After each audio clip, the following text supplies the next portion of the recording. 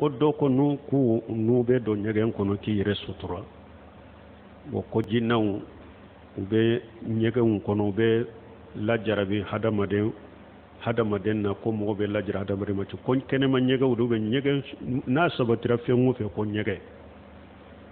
a kono na in kono ye nyege de hari na be sode kono so in te konte nyege me nyege hakke da bala da be tugo hakke min na ko nyege ube konte ko nyegende donc hadamade akaka iki nyew iki fari kolo sutura me ni be nyugo kono ni do na ibe hatagya fari kolo kabode lewra kabode ube nube ko me chide nye minke nimbi tanga shetani uma nyega undoni la oyele duaude bismillah allahumma jannibna shaytan bismillah allahumma inna a'udhu bika min al-khubus wal khaba'is chiden ko ninde tanganai ni be do nyegen kono ni ya fu na bi kisi shetani uma chiden nyen duaude fo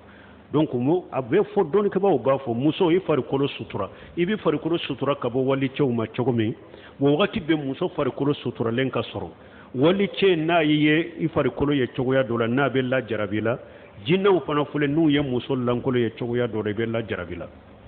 ube se ka doila odi ato jinna ube do muso chama na kunna kono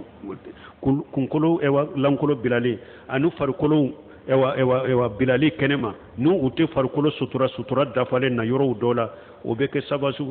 sababu la sababu mununye jinna bana chaya kata musoma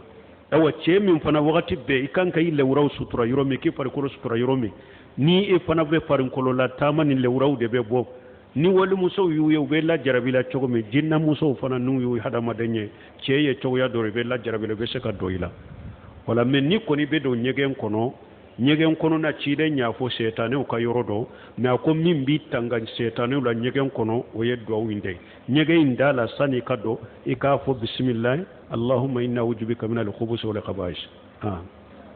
subhanakallahumma rabbana bihamdika ashhadu an la ilaha illa anta wastaghfiruka wa atubu ilaik